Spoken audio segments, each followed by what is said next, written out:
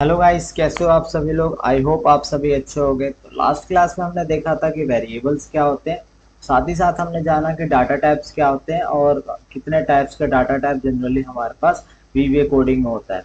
तो इस चार्ट को हमने लास्ट क्लास में भी देखा था, बट हमने ऊपर ऊपर से देखा था कि हमारे पास कौन कौन से डाटा टाइप्स होते हैं। बट इसमें हमारे पास दो चीजें और है। एक है हमारे पास मेमोरी यूजेस और दूसरा है हमारे पास रेंज। कि हमारे पास जिस टाइप का हम डाटा टाइप यूज करते हैं वो हमारे पास बेसिकली मेमोरी कितना स्टोर करता है एंड साथ ही साथ उसका रेंज क्या है कि हम कितने तक उसको रेंज उसकी रेंज में हम यूज कर सकते हैं। जैसे हमारे पास टॉप पे दे रखा बाइट, फिर हमारे पास है इंटीजर एंड लॉन्ग। आज की वीडियो में हम इन तीनों डाटा टाइप को कवर करने वाले हैं और नेक्स्ट क्लास में हम देखेंगे कि हमारे पास सिंगल क्या होता है, डबल क्या होता है और बुलियन क्या होता है।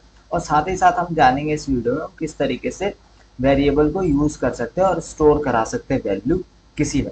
लास्ट क्लास में भी हमने देखा था कि एक वेरिएबल किस तरीके से डिक्लेयर कर सकते हैं।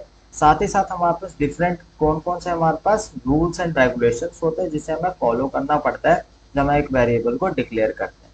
साथ ही साथ हमने जाना था कि ये डाटा है हमारे पास कौन कौन से डिफरेंट डाटा टाइप्स होते हैं। तो सारी चीज हमने कवर किया था। तो जैसे हमारे पास यहाँ टॉप पे पहला डाटा टाइप दिख रहा है जिसका नाम है बाइट। उसकी मेमोरी यूनिट है हमारे पास 1 बाइट और उसकी रेंज है 0 से लेकर 255। मतलब इस रेंज के बीच की वैल्यू को स्टोर करा सकता है। अगर आप एक भी वैल्यू को ज़्यादा डालोगे या यहाँ पे माइनस की वैल्यू डालोगे तो वहाँ पे आपके पास एरर शो होगा।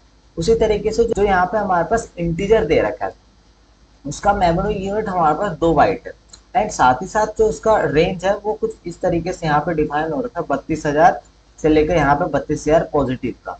और उस तरीके से हमारे पास जो थर्ड है हमारे पास लॉन्ग, इसका मेमोरी यूनिट बहुत ज़्यादा है 4 बाइट्स। और उसका जो स्टोरेज है तो मतलब हम एक रेंज ले सकते हैं, वो कुछ इस तरीके से रेंज है। आप इसके बीच की रेंज को स्टोर करा सकते हो इसमें वैल्यू को। अगर इससे ज़्यादा हुआ या इससे कम हुआ तो हमारा एरर शो हो जाएगा। तो ये हमारे पास तीन डाटा टाइप हुआ। बेसिकली इन तीनों में हमारे पास इंटीजर फॉर्म में मतलब जो नंबर के फॉर्म में डाटा होता है वो चीजें स्टोर होता है। अब इसको हम एग्जीक्यूट करके देखेंगे एक्सेल में कि किस तरीके से यूज हो सकता है और साथ ही साथ हम डिक्लेयर करना सीखेंगे कि हम एक वेरिएबल को किस तरीके से डिक्लेयर कर सकते हैं एंड साथ ही साथ अगर उसको प्रिंट कराना तो किस तरीके से प्रिंट करा सकते हैं।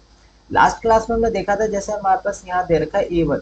अगर A1 पे मैं कुछ लिख रहा हूँ 43, तो 43 मेरे पास कहीं ना कहीं एक डाटा है और वो किसमें स्टोर है, A1 पे स्टोर है। तो A1 मेरे पास वेरिएबल है। वो सारी चीज हमने देखा था।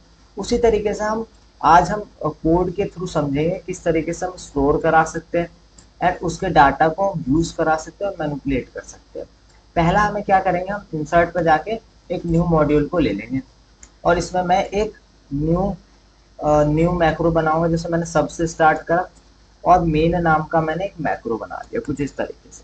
अब हम पहला चीज क्या है, जब भी हम एक वेरिएबल को डिक्लेयर करते हैं उसको डाटा टाइप के साथ पहला चीज हमें फोकस रखना है कि हमें टॉप पे लिखना है डिम।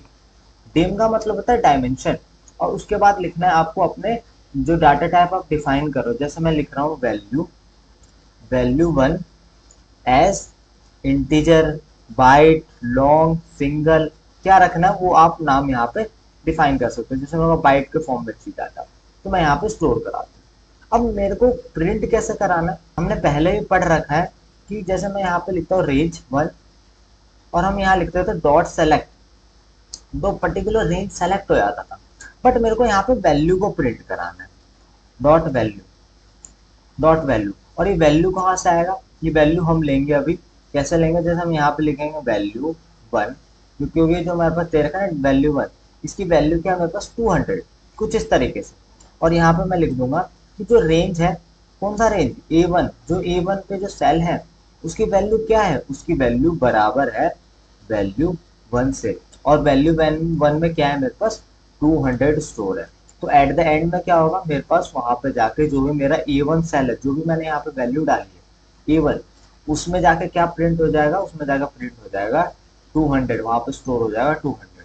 जैसे मेरे पास यहाँ रन का ऑप्शन, जैसे मैं रन को करूंगा और यहाँ पे जाके देखूंगा A1 पे तो मेरे को वैल्यू मिल जाएगा कुछ इस तरीके से 200। अगर जैसे यहाँ पे वैल्यू को आपने चेंज किया 222 कर दिया और आप रन करोगे तो वहां पे जाके देखोगे तो आपका वैल्यू कुछ इस तरीके से चेंज हो गया। अब हम इसी तरीके से क्या करेंगे, एक और इसमें हम मल्टीपल वैल्यू को भी डिक्लेयर कर सकते हैं। जैसे मैंने यहाँ लिखा वैल्यू 1, साथ ही साथ मेरे को एक और को स्टोर कराना है, वैल्यू 2। तो हमने वैल्यू 2 को स्टोर करा दिया और इसमें हम लिखेंगे वैल्यू अंडरस्कोर 2 इक्वल्स टू 2 या 3। मैंने 3 को स्टोर करा दिया। अब इसी चीज को मेरे को प्रिंट कराना है तो मैं क्या लिखूंगा, रेंज। रेंज जहां पे मेरे को प्रिंट कराना है, मेरे को A2 पे प्रिंट कराना है, तो A2 dot value equals to value underscore 2। तो इस लाइन का मतलब क्या हुआ, इस लाइन का मतलब हुआ पहले लाइन में तो मेरे पास 2222 प्रिंट हो जाएगा, 222, एंड सेकंड वाले में मेरे पास 3 प्रिंट हो जाएगा। जब मैं इसको रन करूंगा तो A1 पे मेरे को ये वैल्यू मिलेगा, A2 पे मेरे पास ये वैल्यू मिलेगा। अब मैं इन दोनों का एडिशन करना चाहता हूँ। एडिशन किस तरीके से परफॉर्म करेंगे, मान लो मैं एक वेरिएबल ले लूंगा, मैंने वेरिएबल का नाम लिख दिया वैल्यू, कुछ इस तरीके से। और इसको भी डिक्लेयर करना जरूरी है। मैंने यहाँ पे टॉप पे पहले मैं इसको हटाऊंगा, पहले वैल्यू को डिक्लेयर कर दूंगा। यहाँ पे जाके सेपरेटर लगाया, सेपरेटर मतलब कॉमा लगाया, और एक वैल्यू बना लिया मैंने, एक वैल्यू नाम का वेरिएबल बना लिया। और उसको मैं स्टोर करा दूंगा value equals to value 1 plus value 2। अब इसको मैं प्रिंट करा कर देखूंगा, रेंज कहाँ पे प्रिंट करूंगा, A2 पे प्रिंट करना है, मैं A2 पे लिख दूंगा इक्वल्स टू वैल्यू, एंड उसके हम लिखेंगे वैल्यू। और इसको हम प्रिंट करा के देखेंगे तो मेरे पास यहाँ पे आउटपुट आ गया, बट मेरे को A3 लिखना चाहिए था, सॉरी A3 पे लिखा मैंने। और इसको रन करा के देखेंगे तो कुछ इस तरीके से मेरे पास वैल्यू ऐड होके आ गया। हमने पढ़ा था कि हमारे पास 0 से लेकर 255 तक का रेंज होता है बाइट में। तो हमारे पास जो वैल्यू आया है वो 225 है, तो स्टोर हो रहा है। अगर मैंने यहाँ पे वैल्यू थोड़ा सा चेंज कर दिया, मैंने 53 कर दिया, तो अब मेरे पास 250 से अबव हो रहा है, 255 से अबव हो रहा है। तो जैसे मैं अब इस रन पर क्लिक करूंगा तो मेरे को यहाँ पे एक एरर शो हो रहा है कि वहां पे जो स्टोरेज है वो मैक्सिमम स्टोरेज उसका 0 से लेकर 255 तक है। आप उससे ज्यादा बड़ा डाटा आप ले ही नहीं सकते, आपको वहां पे एरर शो होगा। तो उस चीज के लिए हमारे पास बना होगा इंटीजर।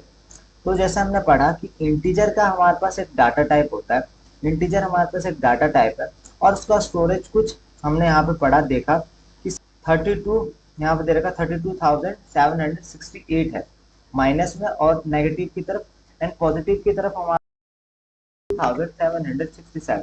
तो इन दोनों रेंज के बीच की वैल्यू ये स्टोर करा सकता है, उससे ज्यादा या कम की वैल्यू स्टोर नहीं करा सकता।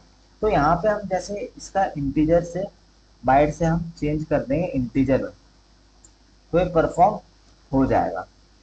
जब मैं इसको रन करूंगा, पहले मैं एक्सेल भी शीट चालू कर लेता हूँ, और जब मैं इसको रन करूंगा तो कुछ इस तरीके से वो रन हो गया, 255 275। बट अगर मेरे पास कुछ ऐसी वैल्यू होगी जो स्टोर नहीं कर रहा, मतलब वो ज्यादा वैल्यू है, जैसे मेरे पास वहां पर 32,000 या कुछ उससे समथिंग रेंज में आप ले सकते हो। अगर मैंने यहाँ पर 35,000 कर दिया, यहाँ पर 35,000 कर दिया, और इसको ऐड करने की मैं कोशिश करूंगा, तो यहाँ पे मेरे को एरर शो होना चाहिए। मैं इसको रन करा के देखूंगा तो मेरे पास यहाँ एरर शो हो रहा है। तो हमारे पास जब हमारे पास इंटीजर से बड़ी वैल्यू को स्टोर कराना हो तो उस चीज के लिए होता है लॉन्ग। जब हमारे पास थोड़ी बड़ी वैल्यू को स्टोर कराना हो, 35,000 से अब मतलब 32,000 से अबव वैल्यू को स्टोर कराना है, तो हमारे पास लॉन्ग होता है। जब मैं इस पे एंटर प्रेस करूंगा तो अब मेरे पास परफॉर्म होके आ रहा है, और कैलकुलेशन में हमारे पास एग्जैक्ट है। तो इस तरीके से हम इन तीनों डाटा टाइप का यूज कर सकते हैं। जब हमारे पास 0 से लेकर 255 तक का रेंज का वैल्यू होता है तो हम जनरली बाइट का यूज करते हैं, और हमारे पास 32,000 से अबव का डाटा होता है तो हम लॉन्ग यूज करते हैं, और 32,000 से नीचे की वैल्यू होती है तो हम जनरली इंटीजर को यूज करते हैं।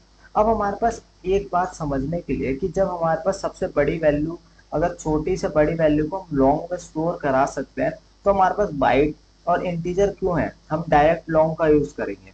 उस तरीके से हम छोटी वैल्यू को भी कैलकुलेट कर सकते हैं और बड़ी वैल्यू को भी परफॉर्म करा सकते हैं।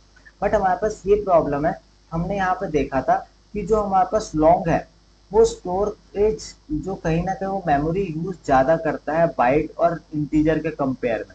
इसलिए हम इंटीजर भी यूज करते हैं और बाइट भी यूज करते हैं, क्योंकि हमें अपनी स्टोरेज का भी ध्यान रखना है, साथ ही साथ अपने जो आउटपुट है कि वो कितने समय हमारे पास आउटपुट देता है, उन सब चीज़ों का भी ध्यान रखना है। तो इन सब चीज़ों के लिए हम बाइट और इंटीजर और लॉन्ग का यूज़ करते हैं।